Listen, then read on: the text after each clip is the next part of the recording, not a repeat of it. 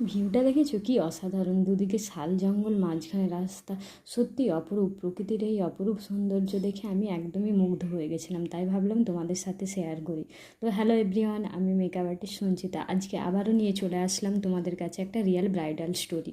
তো দিনটা ছিল 2রা জুন। আমি সকাল সকাল রেডি হয়ে বেরিয়ে পড়েছিলাম আমার ব্রাইডের উদ্দেশ্যে। যেহেতু হলদি লুক ছিল তাই খুব সকাল সকালই বেরিয়ে পড়েছিলাম, এবং যাওয়ার পথে ভিউটা দেখে আমার এতটাই ভালো লেগেছিলো তাই ভাবলাম তোমাদের সাথে কিছুটা শেয়ার করা যাক। তোমরা দেখতেই পেয়েছো প্রথমে দুদিকে শাল জঙ্গল, তারপর জঙ্গলের মাঝে মাঝে ছোট্ট ছোট্ট একটা করে গ্রাম, এবং গ্রামের মধ্যে মাটির বাড়ি, যেন সুন্দর হাতে আঁকা এক পটচিত্র। তাই ভাবলাম তোমাদের সাথে শেয়ার করি।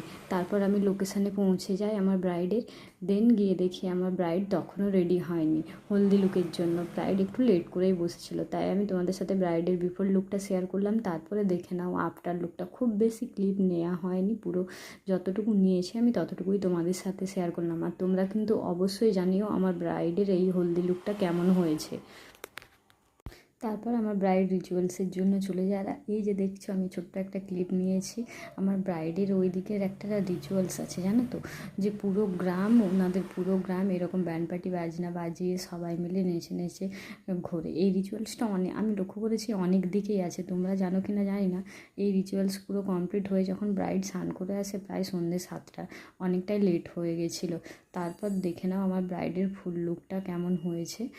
তোমরা অবশ্যই কমেন্ট করে জানিও কেমন লেগেছে। ভালো লাগলে অবশ্যই একটু লাইক কমেন্ট শেয়ার করে দিও। যেহেতু আমি একা ছিলাম আর অনেকটাই দেরি হয়ে গেছিলো, আমার কোনো হেল্পিং হ্যান্ড ছিল না, তাই খুব বেশি ক্লিপ নেওয়া হয়নি মেকআপের। তাই তোমাদের সাথে বিফোর এবং আফটার লুকটা শেয়ার করলাম। তোমরা কিন্তু অবশ্যই জানাতে ভুলবে না।